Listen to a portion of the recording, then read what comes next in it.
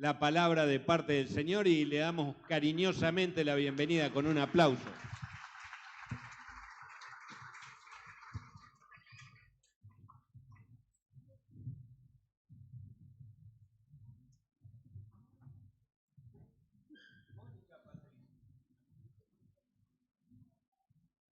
Buenas noches a todos. Hola,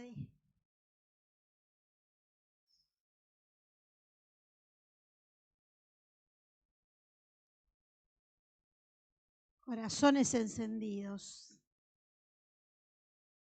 Vamos a ver.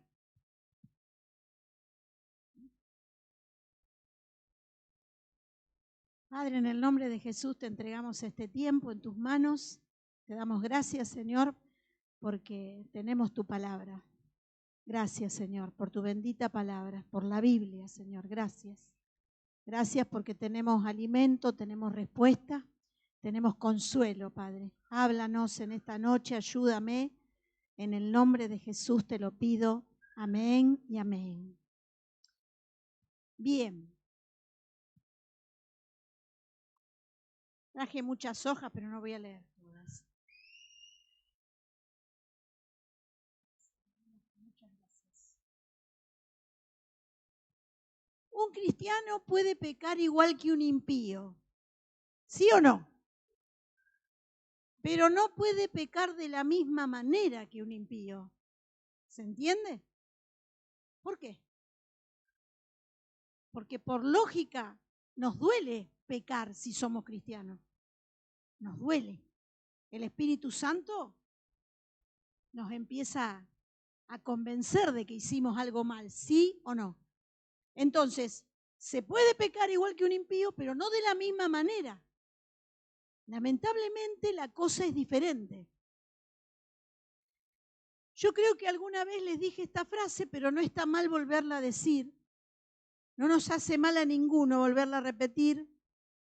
La dijo un evangelista llamado Billy Sunday. Dice, el pecado te llevará más lejos de los que quieras ir, te retendrá más tiempo de lo que te quieras quedar y te costará más caro de lo que quieras pagar. ¿Se entiende, no?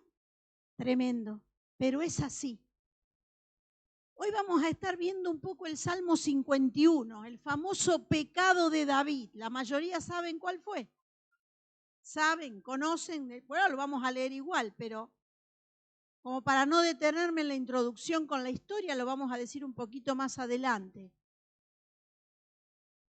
Entonces, si el pecado es el problema para tener un corazón encendido, porque nunca vamos a tener un corazón encendido que un corazón que está en pecado, ¿sí o no? No va a haber un corazón encendido si hay pecado en nuestra vida. Entonces, Dios va por el pecado, siempre va por el pecado de nosotros. Dice el Salmo 19:4, sean gratas las palabras de mi boca y la meditación de mi corazón delante de ti, oh Señor, roca mía y redentor mío. Está diciendo que sean gratas mis meditaciones, mis pensamientos delante de Dios. O sea, yo no puedo esconder ni siquiera mis pensamientos. Entonces, si Dios va detrás de mi pecado, Dios va detrás de mis pensamientos. Y muchas veces me dice, ¿qué estás pensando? ¿Qué estás maquinando? ¿Qué cosas están pasando adentro de mi mente? ¿Qué estás deseando? ¿Qué estás codiciando? Todo empieza acá, la famosa concupiscencia. Empollar el huevito, de hacer algo que no corresponde. ¿Qué estás queriendo hacer? ¿Qué estás queriendo mirar? Porque todo empieza en la mente. Sigue muchas veces con los ojos y otras veces con el resto del cuerpo, por supuesto. Entonces Dios va detrás de mis meditaciones, Dios va detrás de mis pensamientos, porque quiere agarrarlos cuando son chiquititos, cuando son primitivos, primarios, porque sabe que ese huevito, si yo lo empollo, se va a transformar en pecado. Entonces, miren que lo que hace el Espíritu Santo, ¿no? Cuando digo Dios, digo Espíritu Santo. El Espíritu Santo empieza a decir, ojo con lo que estás pensando en hacer. Va ahí. quiere atrapar Dios ese pecado cuando se está gestando. Pero Dios no es que decir, bueno, pero Señor, mirá, aquel es peor que yo. ¿Por qué me estás condenando por esto que estoy viendo, que no es tampoco tan malo lo que estoy viendo? Ni tan malo lo que estoy deseando. Pero Dios, ¿qué hace? Al querer atrapar eso pequeño, me está cuidando, me está protegiendo, porque Él sabe, antes que lo escribiera Billy Sunday, que el pecado siempre va más lejos. Siempre me va a llevar más lejos. Siempre me va a cobrar muchísimo más caro. Y me va a traer muchísimo dolor. Entonces Él, a veces en ese pequeño pensamiento, en eso que yo estoy tratando de hacer y está mal, ya me está diciendo, ojo. Hay una paráfrasis, o yo por lo menos lo traté de resumir para leerlo más rápido aquí, que hace C.S. Lewis en relación a que él contaba de que cuando uno es pequeño, cuando él era pequeño y cuando todos éramos pequeños y nos dolía una muela, uno aguantaba lo más que podía. Se hacía buche, ¿vieron? Todas esas cosas que hacemos cuando nos duele una muela. Pero trataba de esquivar de ir a decirle a la madre. Es un escritor cristiano, C.S. Lewis lo conocen, ¿no es cierto? Le suena, por lo menos. Y dice, yo esquivaba de ir a decirle a mi mamá, porque cuando le dijera, porque ya no le daba más el dolor, ¿qué iba a hacer la mamá? Te puede dar un calmante, algo, mínimamente, pero va a llevarlo al dentista. Entonces, voy a leerlo, porque si no voy a hablar más. Cuando acudimos a Dios, suele ser por un motivo concreto. O sea, hoy, si mucha gente viene acá y después cuando pasa al frente, da un problema concreto. Vamos a orar por algo concreto que me está pasando. Tengo un problema de matrimonio, tengo un problema de falta de trabajo, tengo un problema de salud. Venimos a veces por cosas concretas, ¿no? Algo anda mal y queremos que Dios lo arregle. Y es como ir al dentista por un dolor de muelas. Aceptamos el tratamiento porque el dolor es insoportable y queremos alivio. Pero una vez que el dentista comienza a trabajar, no se limita al diente que duele. Descubre que hay otros dientes en mal estado, aunque todavía a mí no me duelen, no me causan molestia. Y empieza a hurgar, ¿vieron? Y empieza a trabajar también en ellos. Eso mismo nos ocurre con Dios. Cuando nos entregamos a Él, esperamos que quite un pecado concreto o nos ayude con un problema puntual. Pero Dios empieza a intervenir en áreas de nuestra vida que no habíamos considerado malas hasta ahora. Empieza a cambiar cosas que nos gustaban tal como estaban. Y ahí surge la sorpresa, porque Dios no actúa como alguien que hace reparaciones de emergencia. Él quiere reconstruir toda la casa. Pensamos que Él quería hacernos un poco más felices, un poco mejores. No, Él quiere algo radical, hacernos completamente sanos, aunque eso implique dolor en el proceso. Nosotros nos conformaríamos con una mejora parcial. Dios quiere la obra completa. Él no quiere simplemente aliviar síntomas, sino que quiere eliminar la enfermedad. Y a veces venimos acá a Dios con un problema que es algo, pero Dios va más allá. Dios quiere decir, ¿y por qué llegaste a esta situación? ¿Por qué tu matrimonio llegó a esta situación? ¿Por qué tu relación esa terminó en fornicación? ¿Por qué? Y así, con cada situación en particular. Hay otras cosas que no están arregladas en tu vida que tarde o temprano van a hacer que vos vuelvas por otra muela rota. Y Dios lo que quiere es sanar todo. Dios va detrás de nuestro pecado. Tengo más para leer después, pero por ahora vamos por ahí. El Salmo 51 vendría a ser medio como ese consultorio del dentista, cuando vamos viendo cómo David va arrepintiéndose de todo lo que hizo, ¿no? Pero Es el arrepentimiento de un hombre que empezó con un pensamiento lujurioso. Miró lo que no tenía que mirar por el balcón de su ventana, que era en la casa de su vecina, ¿no? El pensamiento, lo primero, la meditación de mi corazón. Se salieron de control los pensamientos y se convirtió en un adúltero. Y de allí se convirtió en un asesino. Ahora, en este salmo, David es un hombre que está destrozado. Destrozado. Que lo arruinó todo. Pasó por alto las convicciones que tenía como hijo de Dios. Pasó por alto lo que Dios estaba hurgando como el dentista, y Dios te dice, ojo, cuidado, lo que decíamos al principio. Se hizo el sordo, su lujuria creció y llegó a una situación que destrozó gran parte de su vida. Ninguno lo podemos negar cuando recorremos la historia del rey David, ¿no es cierto? Pero ¿qué nos enseña esto? David no era un creyente nuevito, no era un nuevo convertido. No, David tenía años ya de ser creyente. Era un creyente que tenía experiencia y estaba en un lugar de poder. Hacía 30 años que él había sido llamado, ungido por el profeta Samuel. Hacía 20 años que él había subido al trono y era el rey de, en ese momento, una de las naciones más poderosas de la tierra. En ese momento, Israel lo era. Y ahora pasaron 10 años que él está reinando y sucede esto. Una mirada, la lujuria, el adulterio, el crimen. Tremendo. Pero la palabra nos está diciendo, ojo creyente antiguo, ojo creyente experimentado, ojo.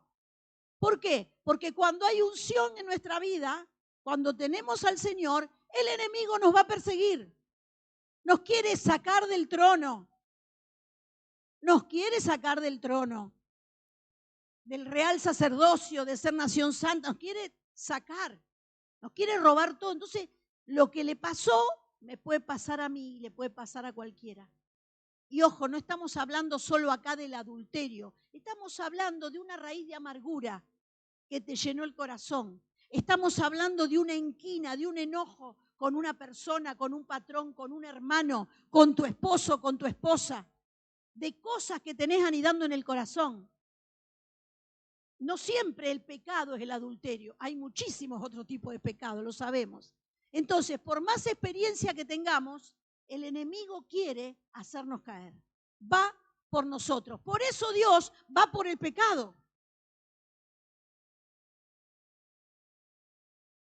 Dios nos recuerda con esta historia que ninguno de nosotros está exento de ser víctimas de nuestro pecado. Podemos decir del diablo, pero acá yo quiero hoy hablar más de nosotros. Nosotros. Él va por nosotros, corazón encendido, no. Él quiere silenciar nuestra voz. Él quiere silenciar nuestro testimonio. Hay un testimonio que tenemos todos, mayores de 50. Yo ya soy mayor de 60 y casi. El año que viene voy a ser mayor de 70. Que hace años que venimos en el camino del Señor. Tenemos un testimonio y es este. Joven fui y he envejecido y no he visto justo desamparado. No, no. ¿Alguien que le haya pasado, que lo haya visto? No. ¿Hay consecuencias de nuestros pecados? Sí, pero Dios no desampara. Hoy estábamos hablando, cuando estábamos orando con mi hermana, y estábamos hablando, creo que con Oscar, decía, el hijo pródigo ni llegó a morirse de hambre porque comía algarrobas. ¿Sí o no? Y lo que le pasó ¿para qué? Para que volviera. Dios no lo desamparó. Todo lo que él vivenció en lo negativo fue para que él me levantaré e iré a mi Padre. Dios no desampara al justo. Y yo doy testimonio de eso en mis años, y vos, si tenés más de 20 años o 30 o 10 en el Evangelio, podés decir el mismo testimonio. Pero cuando estamos en pecado, el enemigo nos silencia el testimonio para la generación futura. Para que yo le hable a un joven, o para que le hable a un nieto, o para que le hable a una persona nueva. El pecado nos silencia la voz.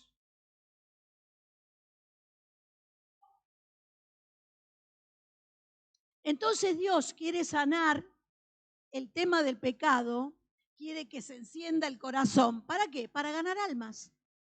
¿Cuál es el deseo del Padre? Que todos procedan al arrepentimiento, nos va a usar a nosotros. Pero si estamos en pecado, nuestra voz se silencia, porque de alguna manera el enemigo nos avergüenza y no nos da cosa de decirle a nadie. El Salmo 51, él lo escribe en menos de un año después de lo que había pasado.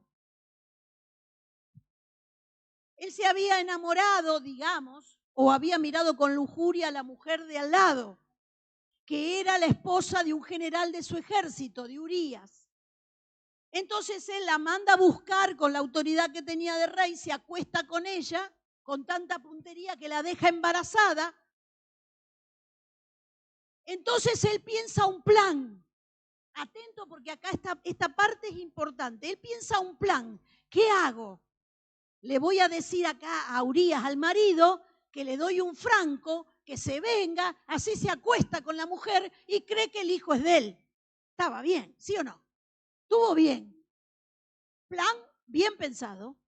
A veces nosotros planeamos cosas alrededor de nuestros pecados que son chiche bombón, ¿no? Pero la Biblia, ¿qué dice? Tarde o temprano, tu pecado te alcanzará. Con Dios no se puede. Entonces, ¿qué pasa? Este Urías viene, un muchacho muy patriota, muy correcto, para mi gusto demasiado. No, yo no me voy a acostar porque si estamos en la guerra, yo me quedo acá y me vuelvo otra vez para seguir luchando por el rey. Bueno, se firmó su sentencia de muerte. Se fue, no se acostó con Betsabé. Entonces David tenía un plan B. El plan B era, bueno, voy a mandar a los que están allá que lo pongan bien al frente, adelante la batalla. Cuando él suba para luchar contra, lo van a matar. O sea, algunos después en las noticias van a decir que se suicidó. ¿Vieron? No, lo mandó matar el rey. Fue un asesinato. ¿Sí o no? ¿Están dudando? No. Fue un asesinato, ¿no? Lo dice la Biblia.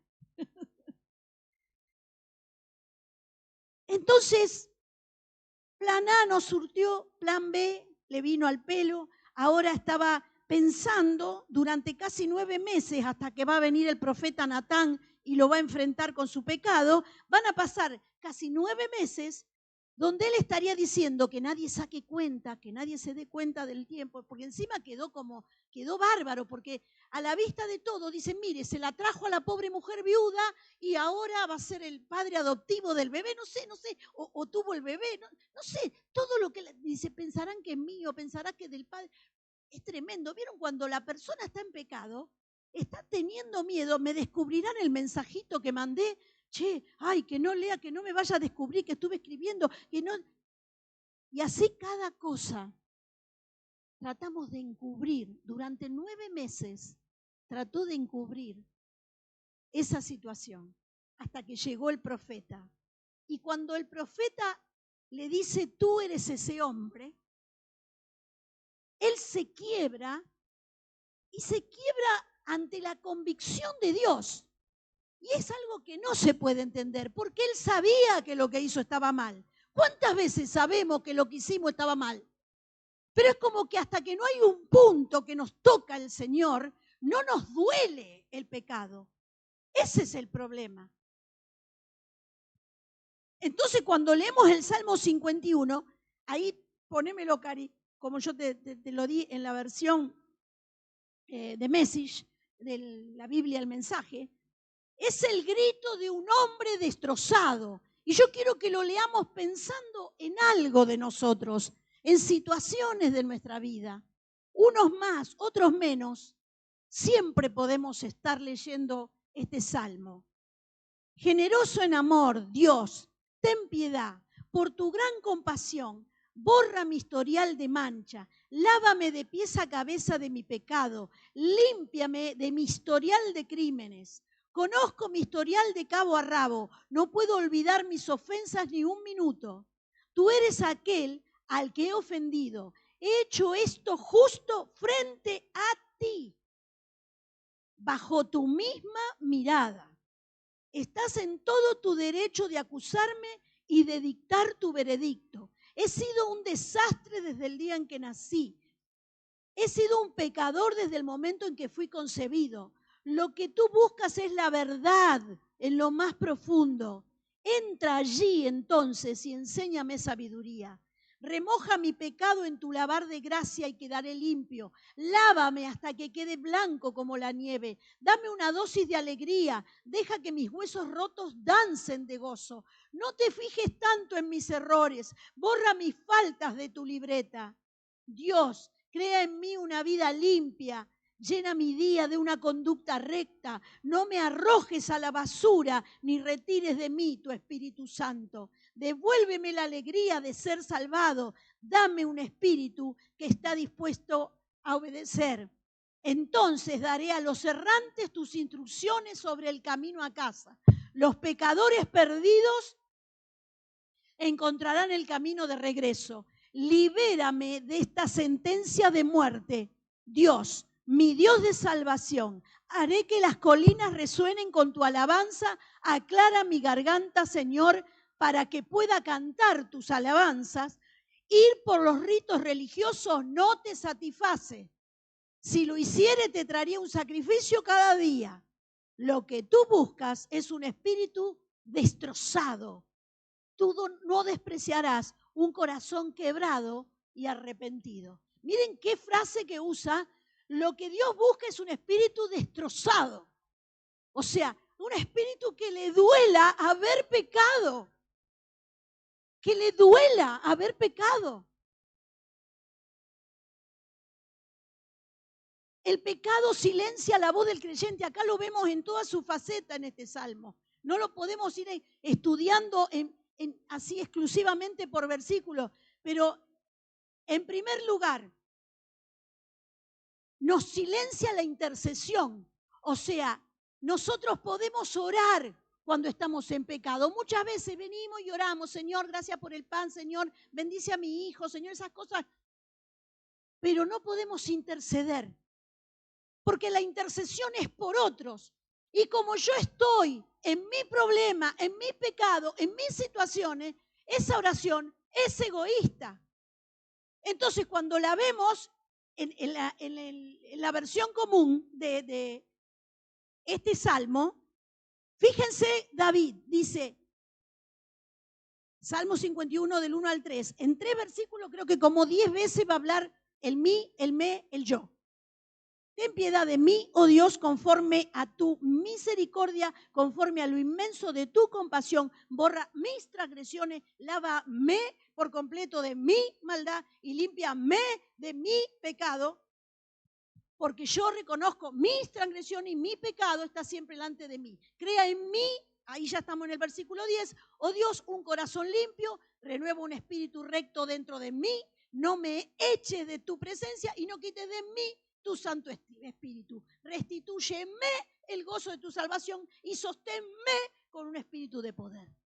Todo ¿se entiende? Cuando hay pecado, la oración no intercede por los demás. Estoy, Señor, que no me descubran. Señor, que no me echen del trabajo porque hice algo raro. Señor, que estamos así. ¿Se entiende?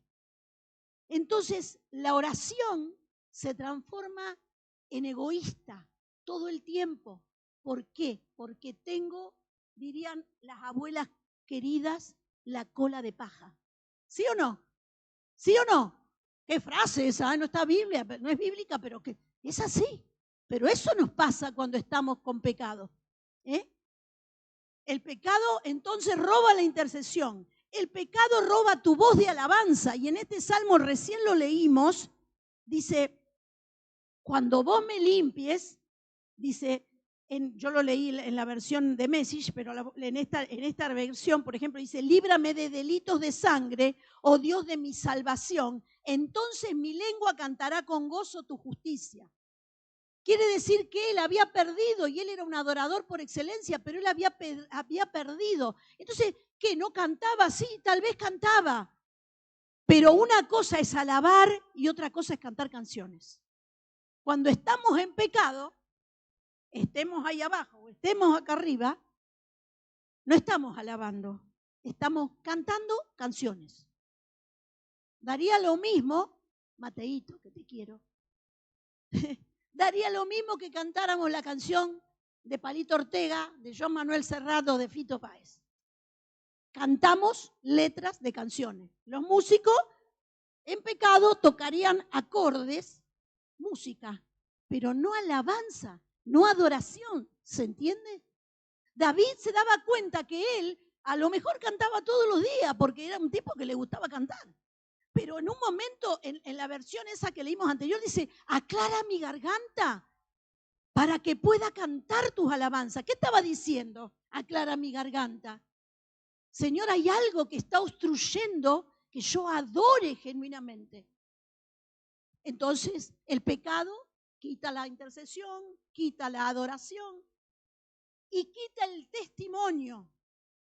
Porque dice, entonces, después que me sanes, voy a enseñarle a los transgresores el camino.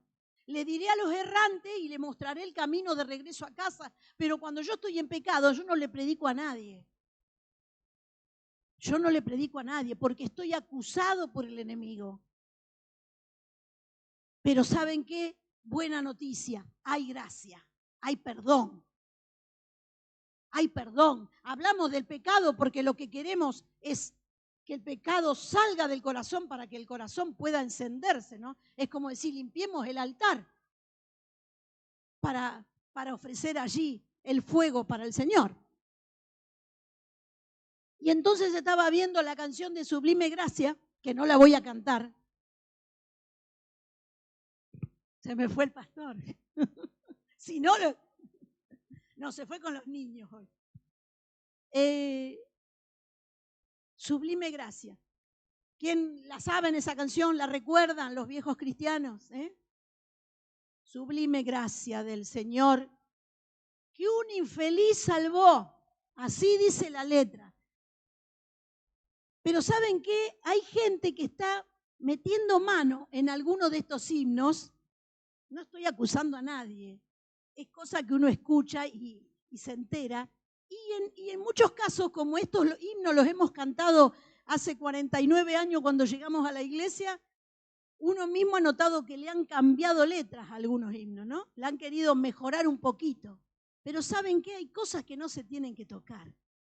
Es cuando tenés, viste, Guille, esas cosas que son clásicas. Vos si ya le pusiste un espejito de otra, ya no es.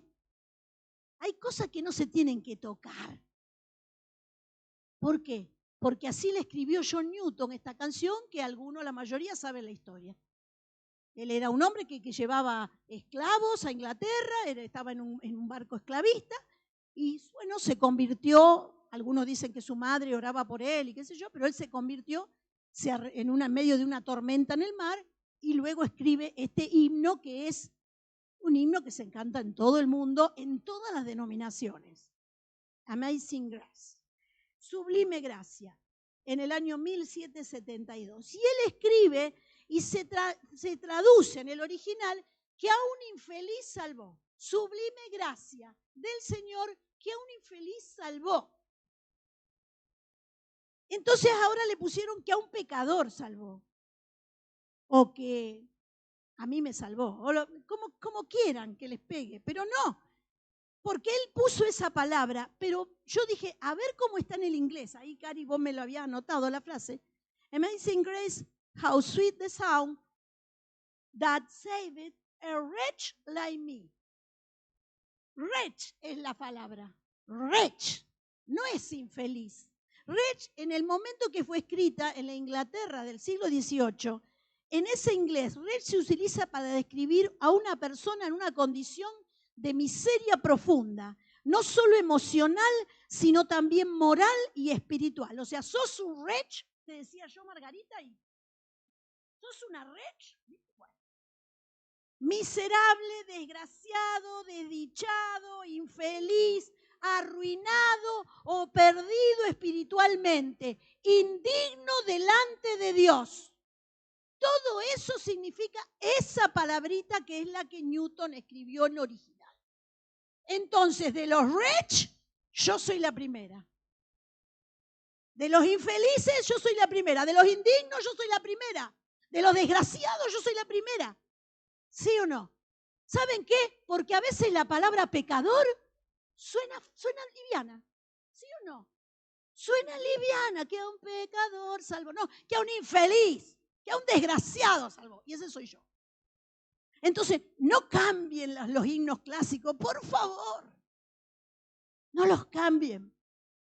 Porque fueron escritos con la unción de lo que ese hombre sintió al sentir que la gracia de Dios lo había salvado. 80 años después que pasó esto de David, 80 años después, en Primera Reyes 15, del 4 al 5, dice, mas por amor a David, Jehová su Dios le dio lámpara en Jerusalén, levantando a su hijo después de él. ¿Qué hijo? ¿El hijo que había dejado embarazada? No, ese se murió. La paga del pecado es muerte, murió el niño ese. Pero después tuvo otro que era el rey Salomón. Entonces el rey Salomón tuvo un reinado tremendamente bárbaro, próspero. Y acá está hablando de que David dejó esa lámpara, que fue su hijo, ¿no es cierto? Siguió en ese reinado. Dice, ¿por qué? Por cuánto, dice la palabra, David había hecho lo recto ante los ojos de Jehová y de ninguna cosa que le mandase se había apartado en todos los días de su vida, salvo en lo tocante a Urías Eteo. Yo le hubiera corregido acá. O sea, dice que David había hecho caso en todo, salvo, y yo le hubiera puesto en lo que le pasó con el adulterio, salvo en lo que hizo con Betsabé. Sin embargo, no, está hablando salvo en lo tocante al que había sido muerto, al que había sido asesinado. Porque el adulterio es el pecado en sí, pero el asesinato fue el encubrimiento. El problema son nuestros planes para encubrir nuestros pecados. El pecado tiene perdón, pero cuando encubrimos, ahí hay juicio de Dios. El problema, cuando Él quiso mejorar, hizo algo peor. Entonces, no podemos seguir encubriendo nuestro pecado. Por eso la palabra dice, confesad vuestros pecados para que sean sanados. No a cualquiera, no le vaya a confesar tus pecados a cualquiera, pero agarrá a un hermano mayor, un líder, el pastor, y confesale. Hice mal esto, tengo este pensamiento, tengo esta bronca, tengo este enojo, tengo este deseo. Porque contra ti solo he pecado. Esa es la frase que nosotros siempre recordamos. Y siempre tenemos que recordar que el pecado no fue contra el otro, el pecado fue contra Dios. Eso es lo más maravilloso a mí que me suena de este salmo, porque es darnos cuenta que pecamos contra Dios. Tal vez está el prójimo metido en esta situación, pero pecamos contra Dios. Cuando yo, líder, ya sea mujer o varón, jovencita, estoy detrás de un muchacho ungido y estoy ahí con mi espíritu medio jezabélico, tratando de que me dé bolilla y de que caiga en algo que no tiene que caer, y estamos en la iglesia y somos hermanos, ese líder es un hijo de Dios. Y vos, jovencita, estás tratando de hacer caer a un hijo de Dios. Entonces, todo tiene que ver con Dios. Al revés, si fuera el varón. Esa chica, esa jovencita, es una hija de Dios. Entonces, ¿contra quién peco? Contra Dios. Cuando aborrezco al hermano, hay tantas palabras que nos enseñan que realmente siempre el pecado es contra Dios. Está involucrado el prójimo, pero es contra Dios. En 1987, en Nueva York, alcanzó la capacidad de vertedero. ¿Qué es eso? La capacidad de basura en los 5 distritos de Nueva York. Ya no había dónde tirar basura. No había. Y entonces se hizo una barcaza y allí se fue depositando, se llegó hasta 3.000 toneladas de basura en esa barcaza que flotaba sobre el río Hudson y fue yendo de un lugar al otro a ver dónde podía ser tirada esa basura. Y así estuvo por Alabama, por Luisiana, por Mississippi, por Florida. Llegó hasta México, se internacionalizó. Nadie quería aceptar de desechar esa basura. Belice, las Bahamas, vuelve a Nueva York. Nadie aceptaba esa mugre. Finalmente, en Brooklyn la tuvieron que incinerar y fue llamado el lunes negro. Bueno, ¿qué pasa con esta historia? Dice que eso duró 5 meses, esa basura flotando, a ver dónde podía ser tirada. David estuvo 9 meses con su basura. Nosotros, ¿cuánto tiempo hace que tal vez cargamos mugre, basura, angustias y cosas adentro nuestro que en realidad muchas de esas son pecados? Porque empezó con una tristeza, pero terminó hoy con una raíz de amargura que está contaminando tu casa, que está contaminando tu iglesia. Entonces, lo que empezó con una amargura, con una tristeza genuina, Dani, puede terminar siendo un pecado porque se enquistó en mí y yo reparto la bronca que tengo a otros y contamino con mi basura a otras personas. 5 meses la barcaza, 9 meses David cargando con sus cosas, hasta que reaccionó. Entonces, el tema es, ¿queremos sacar esa basura que hay en nosotros? ¿Queremos sacar esa carga que hay en nosotros? ¿Hasta cuándo vamos a seguir esperando? El Señor dice, acá está mi cruz. Qué bueno, ¿no? El Señor no nos desecha. Vení con tu basura, vení con tu bronca, vení con tus enojos, vení con las cosas que hiciste mal, vení con tus pecados. Y todavía sigue siendo esa palabra de sublime gracia del Señor. La sublime gracia del Señor está para cobijarnos a todos. Esta semana estuve viendo si podemos cantar este tema, si alguien se anima. ¿Hay alguien? Si no, yo voy al piano, Los amago y al piano voy. Canto a capela. Sublime, es precioso. Ya fueron. Me está diciendo que vaya. Recién te conozco, recién te veo. A ver, está con la cabeza baja. Recién veo que estás. Te quiero. Me alegro de verte. Muchísimo. Me alegro de verte.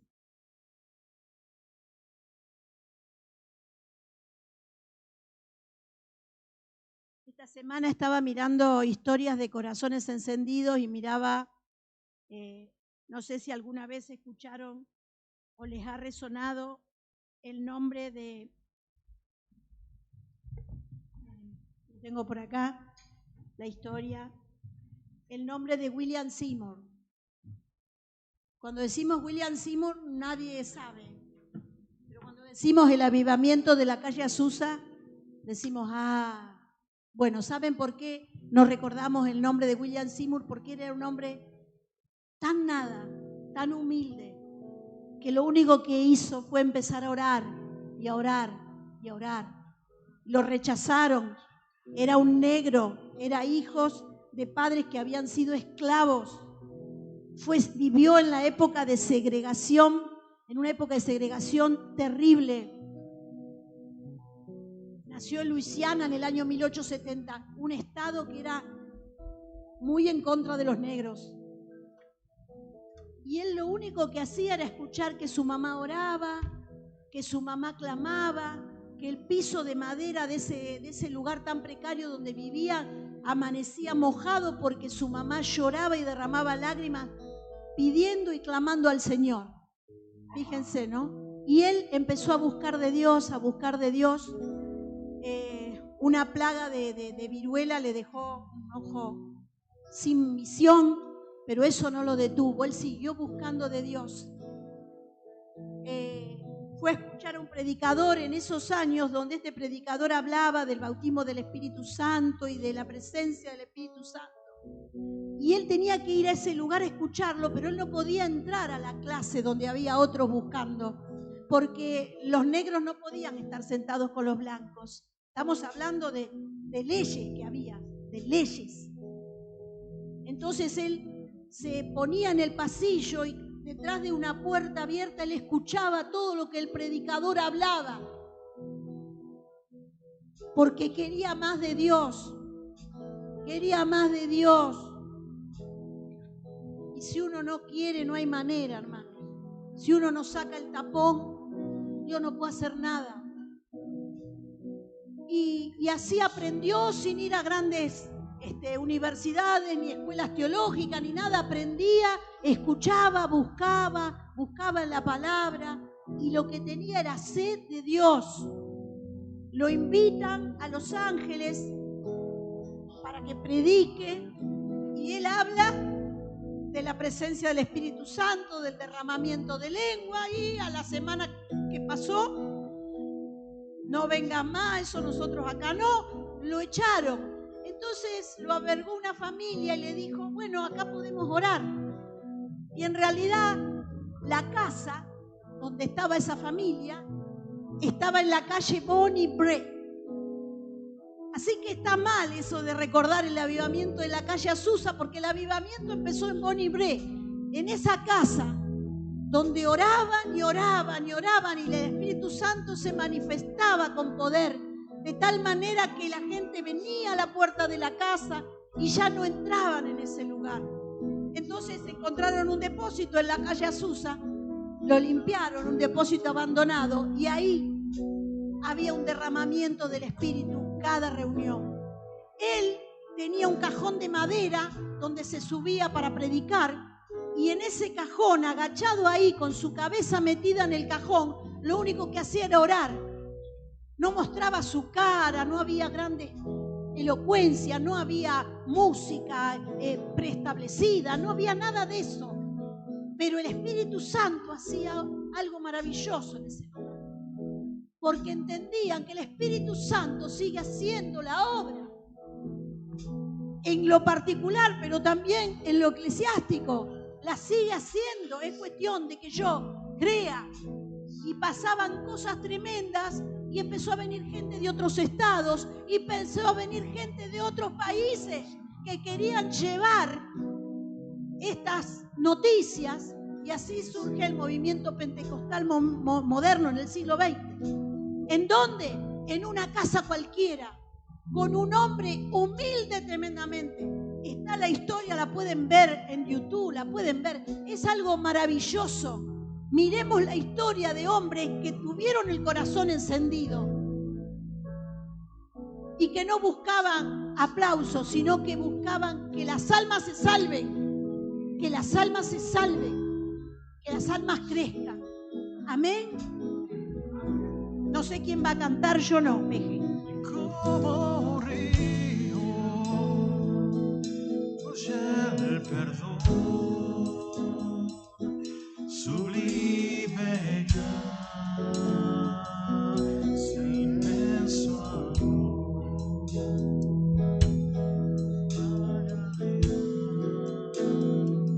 Uno. Sublime gracia del Señor. Si nos ponemos de pie, Que aún infeliz. si alguien quiere venir a tirar la basura,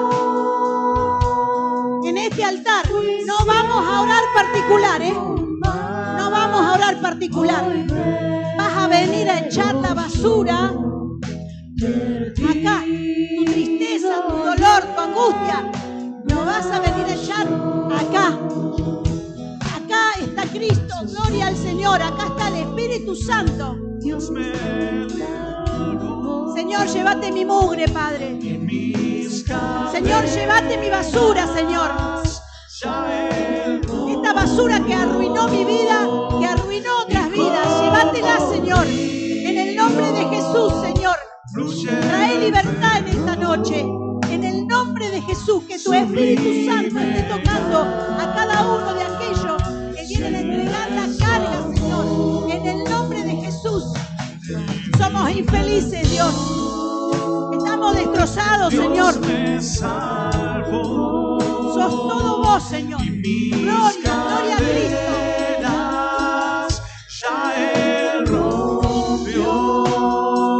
Cantamos la canción, cantamos.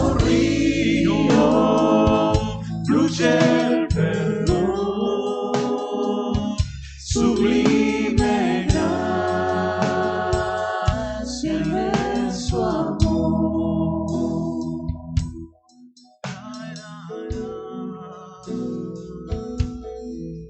Su gracia me enseñó a temer mis dudas ahuyentó. Oh,